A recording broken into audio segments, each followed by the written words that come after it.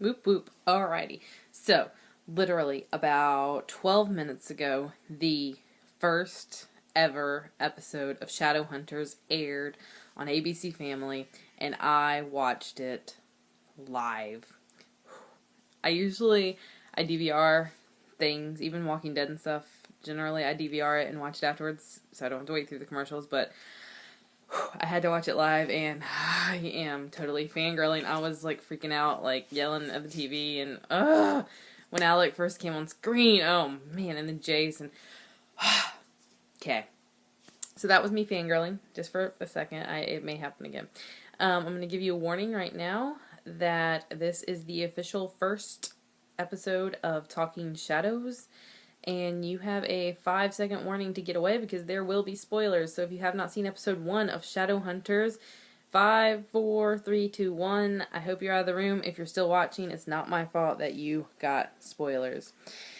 Okay, I made a list like I generally do so I can pinpoint it and don't talk all day, all night, whatever. So you can get it and get it going.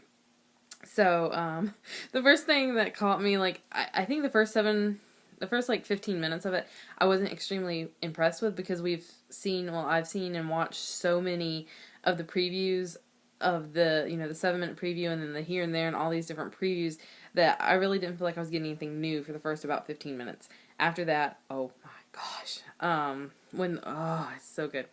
So the first thing was the biscotti on the paper. I was like, where did that come from? Like, I know where that came from. I know what scene that came from, but that was weird. No, that was a big deal. I still don't like Luke being a cop. I do not like it. Sorry, just don't. Dorothea is apparently Dot now, and she's like Clary's age, a little older than Clary, and she works for Jocelyn. Weird. I don't like the still scene. You can say stille, however they say it. It's always been a still. It'll always be a still. I don't like it. I don't know, it was weird the way Jocelyn was like, here, it's an heirloom and blah blah blah. I didn't like that, but it got better as it moved on.